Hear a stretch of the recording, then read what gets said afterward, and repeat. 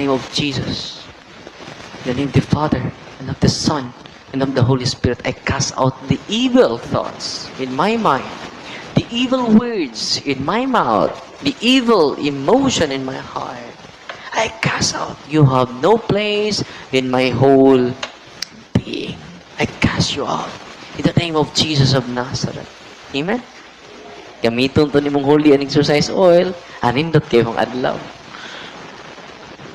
Ang mga gipang gamit sa gahom sa demonyo, imong anak gamit sa gahom sa demonyo, di na ka-atraka nimo. Yang gahom sa Ginoo, kung nanan nimo, makas out na ang palibot. You observe inner peace, authentic peace every day. Every day. Amen? Ito sa sekreto. Nakadawat na kagahom. Ayaw na sa gula ang gahom sa Ginoo o gahom sa demonyo.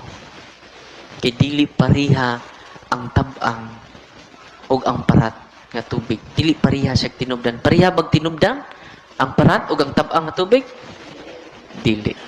Kung ang gahom sa demonyo, ang gahom sa Ginoo, dili na pwede imong sagulon. Sigag simba din sigo po ka og panambal dito. Di na pwede.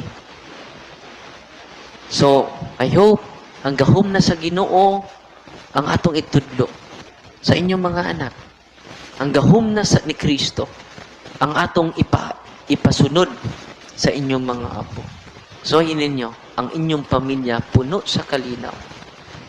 Puno sa